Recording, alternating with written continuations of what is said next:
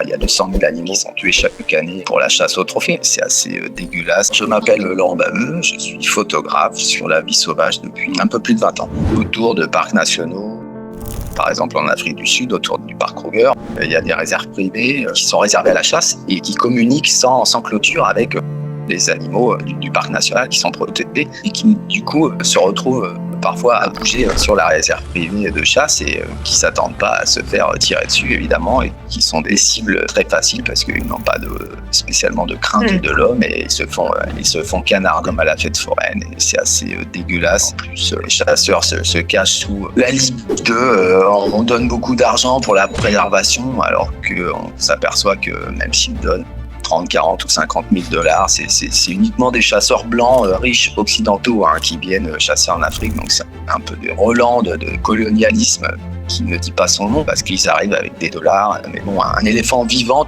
tout au long de sa vie va générer bien plus de revenus par le tourisme d'observation et les safaris photos.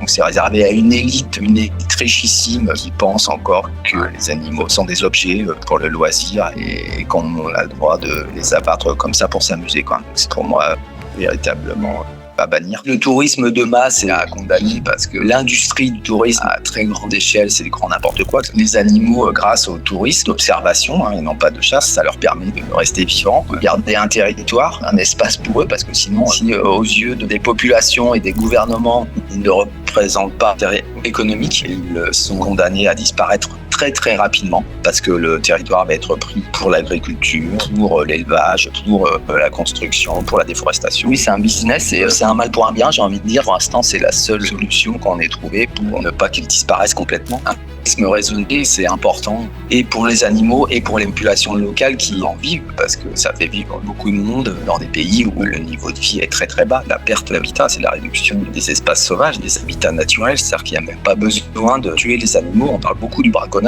qui est très spectaculaire et de la chasse au trophée. Il y a 200 000 animaux qui sont tués chaque année pour la chasse au trophée, mais on parle beaucoup moins de la perte d'habitat naturel due aux activités humaines. L'humain prend la place, prend le territoire et ça suffit juste à les faire disparaître. Pour beaucoup d'espèces, un manque d'espace, un manque de territoire, ça signifie un manque de nourriture ou un manque de proie. Donc ils sont condamnés à disparaître tout simplement. Pas d'autre endroit où aller. Nous, si on rase notre maison, si on est exproprié, on va en chercher une autre. Ils n'ont pas de plan B, pas d'échappatoire. Donc si leur habitat naturel disparaît, ils disparaissent en même temps.